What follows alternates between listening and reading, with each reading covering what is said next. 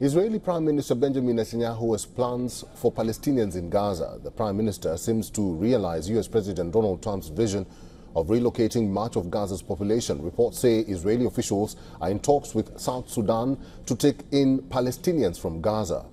Here's a report.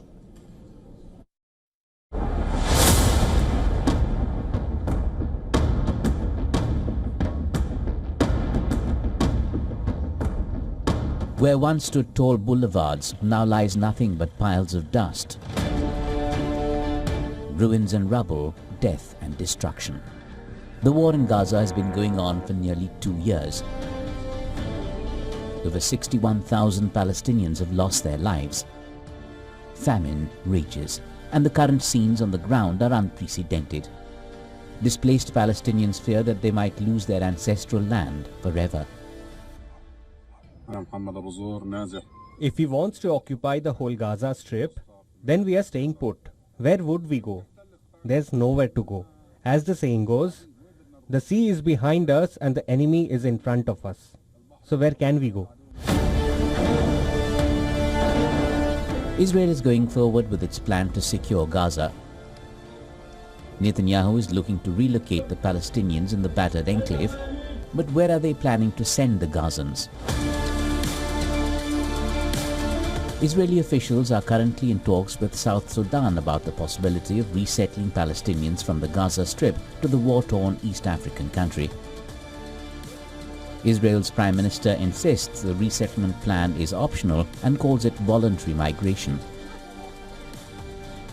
Give them the opportunity to leave combat zones and generally leave the Strip, if they want. We will allow this, first of all, within Gaza during the fighting, and we will certainly allow them to leave Gaza as well. It's unclear how far the talks have advanced, but if implemented, the plans would amount to transferring people from one war-ravaged land to another. This move could have devastating consequences. South Sudan itself is at a dangerous crossroads and a victim of brutal conflict since 2013. With over 2 million asylum seekers and 1.9 million people who are internally displaced.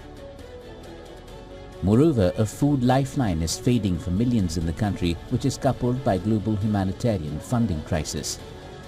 For South Sudan, such a deal could help it build closer ties to Israel, now the almost unchallenged military power in West Asia.